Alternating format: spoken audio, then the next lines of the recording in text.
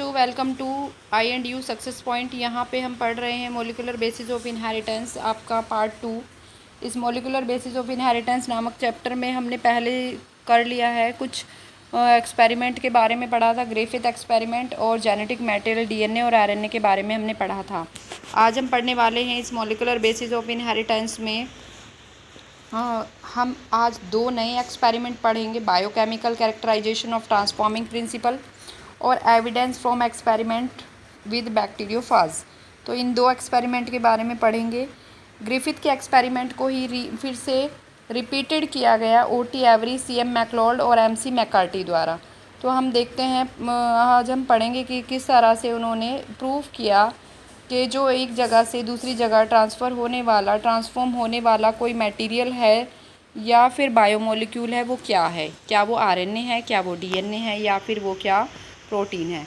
तो इसके बारे में हम इस एक्सपेरिमेंट में हम पढ़ेंगे the search for genetic material की, कैसे जेनेटिक मटेरियल के पे सर्च किया गया, क्या वो जेनेटिक मटेरियल आरएनए था, डीएनए था, या फिर वो प्रोटीन था।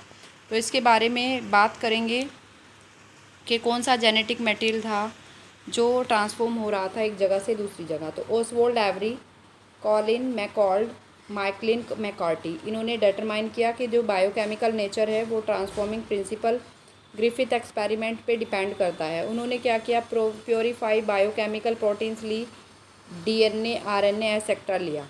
ये सारे बायोकेमिकल लिए उन्होंने और देखा कि हीट किल्ड एस सेल के अंदर सूटेबल एंजाइम क्या है। तो यहाँ पे इन्होंने 3 एंजाइम यूज़ किए। देखो, प्रोटीन के डाइजेशन के लिए उन्होंने लिया प्रोटीएज, आरएनए के डाइजेशन के लिए उन्होंने लिया आरएनएज, और डीएनए के डाइजेशन के लिए उन्होंने लिया डीएनएज। तो ये 3 तरह के उन्होंने यहाँ पे क्या लिए, एंजाइम लिए। अब इन्होंने क्या किया, पहले उन्होंने S3 सेल को एक लिक्विड कल्चर मीडियम में ग्रो कराया, फिर उसको सेंट्रीफ्यूज़ किया। फिर उसके बाद इन्होंने S3 सेल्स को एक ट्यूब के अंदर थोड़ा सेंट्रीफ्यूज़ होने के लिए रख दिया, फिर उसमें हीट किल्ड सब्सटेंसेस मिलाए। इसके बाद इन्होंने यहाँ पे डाले तीनों एंजाइम अलग अलग टेस्ट ट्यूब में करने के बाद। पहले इन्होंने डाला आरएनएज, फिर डाला प्रोटीएज, और लास्ट में डाला डीएनएज। अब अगर वो प्रोटीन होगी तो प्रोटीन को डाइजेस्ट कर जाएगा प्रोटीएज, और अगर वहाँ पे आरएनए होगा तो आरएनए को डाइजेस्ट कर जाएगा आरएनएज, और अगर वहाँ पे डीएनए होगा तो डीएनए को डाइजेस्ट कर जाएगा डीएनएज। तो यहाँ पे इन्होंने तीनों एंजाइम लिए और इस तरह से वहाँ पे उसको डाइजेस्ट करके बताया।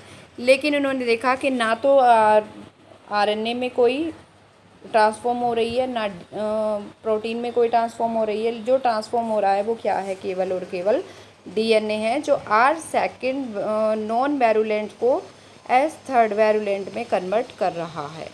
इसके बाद उन्होंने देखा, फिर यहाँ पे थर्ड एक्सपेरिमेंट किया गया हर्से और चेज़ के द्वारा। तो यहाँ पे जो एक्सपेरिमेंट किया गया, इस हर्से और चेज़ के एक्सपेरिमेंट को हम ट्रांसडक्शन का एक्सपेरिमेंट भी कह सकते हैं। तो यहाँ पे इन्होंने देखा, हर्से और चेज़ ने डीएनए को जेनेटिक मटेरियल के रूप में देखने के लिए उन्होंने बैक्टीरियोफाज, क्या है bacteriophage, it is a virus. Bacteriophage क्या है, बैक्टीरियोफाज एक वायरस है, जो कि ये जो बैक्टीरियोफाज है ये एक वायरस है। बैक्टीरियोफाज क्या है, एक वायरस है जो इन्फेक्ट करता है किसको, जो इन्फेक्ट करता है वायरस को। तो वायरस को इन्फेक्ट करने वाले को हम क्या कहते हैं, बैक्टीरियोफाज कह सकते हैं।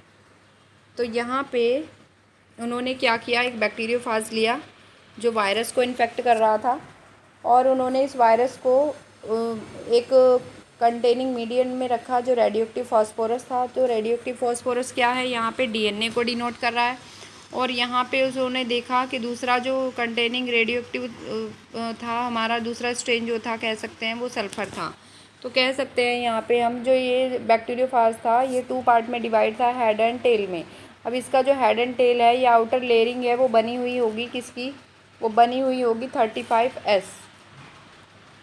यानी जो आउटर लेयरिंग होगी वो बनी हुई होगी, आउटर लेयरिंग जो होगी वो बनी हुई होगी सल्फ़र की। तो यहाँ पे इन्होंने सल्फ़र को S35 से डिनोट कर दिया। फिर इन्होंने कहा कि जो इसके अंदर जेनेटिक मटेरियल होगा वो क्या होगा, P32 होगा। तो P32 यहाँ पे डिनोट कर रहा है किसको, फॉस्फेट को या फॉस्फोरस को। और फॉस्फोरस किस में होता है, डीएनए में होता है, जबकि सल्फ़र किस में होती है, प्रोटीन में होती है। तो हम कह सकते हैं कि जो बैक्टीरियोफाज है, ये जो बैक्टीरियोफाज है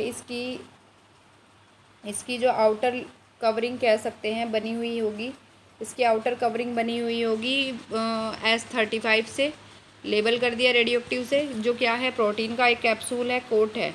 और इसके अंदर क्या मिलेगा, 32P मिलेगा। 32P क्या है यहाँ पे, 32P एक जेनेटिक मेटल की तरह काम कर रहा है, ठीक है। 32P क्या है, डीएनए सबस्टांसेस है। तो इन्होंने इस तरह से पहले बैक्टीरियोफाज को स्टडी किया, उसके बारे में जाना कि उसकी आउटर लेयरिंग कैसी होगी, प्रोटीन से बनी होगी, उसके अंदर क्या होगा, उसके अंदर जेनेटिक मटेरियल डीएनए होगा। इसको लेबल कर दिया प्रोटीन को, प्रोटीन कैप्सूल को 35S से, और इसको लेबल कर दिया 32P से, जो कि इसके अंदर का जेनेटिक मटेरियल होगा, यानी डीएनए होगा। अब इन्होंने क्या किया, अब इन्होंने इन्फेक्ट कराया बैक्टीरिया को। और इन्फेक्ट कराने पर इन्होंने देखा, सबसे पहले इन्होंने इन्फेक्शन क्रिएट कराया। इन्फेक्शन क्रिएट कराने के बाद सबसे पहले प्रोसेस किया गया इन्फेक्शन, यानी बैक्टीरियोफाज को बैक्टीरिया के अंदर इन्फेक्ट कराया गया, होस्ट सेल के अंदर इन्फेक्ट कराया गया। फिर उसको क्या कराया गया, सेकंड स्टेप में ब्लाइंडिंग की गई, बहुत तेज़ रफ्तार से उसको घुमाया गया। घुमाने के बाद इन्होंने देखा कि यहाँ पे जो प्रोटीन कोट है वो बाहर रह जा रहा है, उसका जो जेनेटिक मटेरियल है वो डीएनए जो है वो एंटर कर रहा है होस्ट सेल के अंदर, यानी फाज जो है बैक्टीरिया के अंदर एंटर कर रहा है as a genetic material of DNA. फिर इन्होंने सेंट्रीफ्यूज कराया। सेंट्रीफ्यूज कराने पे इन्होंने देखा कुछ भारी चीज़ है जो नीचे बैठ जाती है एज अ पैलेट के रूप में, और यहाँ पे कुछ चीज़ ऐसी है जो बाहर की तरफ आ जाती है एज अ कोट के रूप में। तो उन्होंने देखा कि ऐसी कौन कौन सी चीज़ें हैं जो इस तरह से काम कर रही हैं। तो बाहर वाली चीज़ को उन्होंने प्रोटीन कहा था, जो बाहर रह जा रही है, और अंदर वाली चीज़ को इन्होंने क्या कहा था, अंदर वाली चीज़ को इन्होंने कहा था 32P, यानी फॉस्फोरस, फॉस्फेट, या फिर हम कह सकते हैं एक जेनेटिक मटेरियल। तो इन्होंने प्रूफ कर दिया कि ये क्या है, एक जेनेटिक मटेरियल है। तो हर्शे और चेज ने प्रूफ किया कि एक जेनेटिक मटेरियल ही बैक्टीरियोफाज के अंदर से किसके अंदर एंटर कर रहा है इस्चेरिचिया कोलाई बैक्टीरिया के अंदर। तब इन्होंने कहा कि जो ट्रांसफॉर्म हो रहा है, एक जनरेशन से दूसरी जनरेशन में जा रहा है या फिर आगे ट्रांसफ़र हो रहा है, वो क्या है, केवल एक जेनेटिक मटेरियल ही है। तो इन्होंने 3 स्टेप में इसे करके बताया, इन्फेक्शन, ब्लाइंडिंग और सेंट्रीफ्यूगेशन।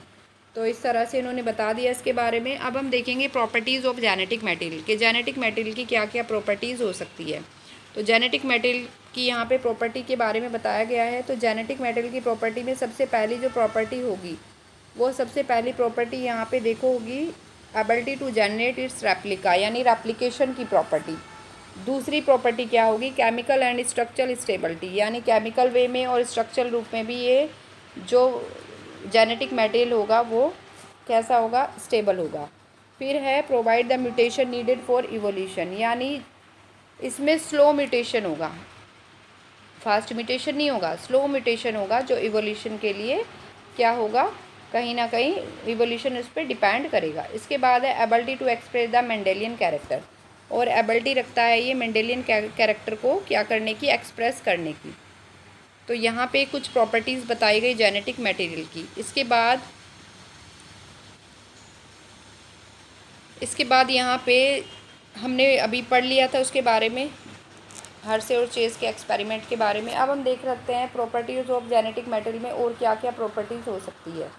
तो यहाँ पे जो प्रॉपर्टीज़ हो सकती है जेनेटिक मटेरियल की, वो प्रॉपर्टीज़ हो सकती है, जो डीएनए होगा वो डबल स्टैंडर्ड होगा। डबल स्टैंडर्ड होने का मतलब है ये ज़्यादा क्या होगा, डीएनए क्या होगा, ज़्यादा स्टेबल होगा, ठीक है, यानी लेस रिएक्टिविटी होगी। अब जो आरएनए होगा वो सिंगल स्टैंडर्ड होगा, यानी इसमें हाई रिएक्टिविटी के चांसेस हैं, और ये लेस क्या होगा, स्टेबल होगा। अब यहाँ पे डीएनए में क्या होगा, प्रेजेंस होगा थायमिन। तो थायमिन क्या है, ज़्यादा स्टेबल है। अब यहाँ पे इसमें आरएनए में क्या होगा, प्रेजेंस होगा यूरैसिल। थायमिन की जगह प्रेजेंस होता है यूरैसिल। तो यूरैसिल क्या होता है, लेस स्टेबल होता है। अब हमने पढ़ी है शुगर, कि डीएनए में कौन सी होती है, डीऑक्सी राइबो राइबोज शुगर होती है। यानी वहाँ पे जो रिंग दी गई है, बेंजीन रिंग दी गई है, उसमें उसके सेकंड कार्बन पे जो हाइड्रोक्सिल ग्रुप है वो नहीं होता, तो इस वजह से वो ज़्यादा स्टेबल है। लेकिन यहाँ पे आरएनए में क्या है, आरएनए में उसके सेकंड कार्बन पे क्या है, हाइड्रोक्सिल ग्रुप प्रेजेंस है, तो इसीलिए ये लेस स्टेबल होगा। तो इतनी आपको प्रॉपर्टीज़ पता चली जेनेटिक मटेरियल की। तो जेनेटिक मटेरियल क्या हमारा, DNA is more stable then RNA. इसके बाद है प्रॉपर्टीज़ ऑफ जेनेटिक मटेरियल। यानी हमने पढ़ा है कि कुछ जो हमारे जेनेटिक मटेरियल हैं, जैसे प्लांट और अदर उसमें वायरसेस में, वहाँ पे हमारा जो जेनेटिक मटेरियल है वो क्या है, आरएनए है, ना कि क्या है, डीएनए। तो यहाँ पे आरएनए अनस्टेबल है, अभी हम पढ़ के आए हैं, इसीलिए आरएनए वायरसेस में पाया जा रहा है। कौन कौन से वायरसेस में आपको आरएनए दिखाई दे सकता है, बैक्टीरियोफाज में अभी पढ़ के आए हैं, विच इन्फेक्ट बैक्टीरियाज, जो बैक्टीरियाज को इन्फेक्ट करे। Tobacco mosaic virus, tobacco mosaic virus के अंदर भी, ठीक है। इसीलिए हम कहते हैं ना कि आरएनए बाहर, बॉडी के बाहर रहेगा तो नॉन लिविंग की तरह बिहेव करेगा, बॉडी के अंदर जाएगा तो लिविंग की तरह बिहेव करेगा। तो ये क्या है, अनस्टेबल है, इसकी क्वालिटी है, म्यूटेट होगा, इवॉल्व होगा फास्टर। जबकि डीएनए कैसा होगा, डीएनए हमारा कॉम्प्लीमेंट्री होगा, डीएनए हमारा क्या होगा, कॉम्प्लीमेंट्री होगा, ठीक है। डीएनए कैसा होगा, कॉम्प्लीमेंट्री होगा।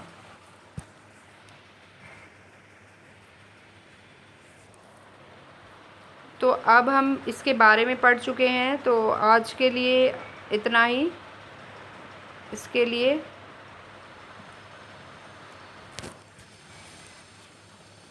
That's all, thank you.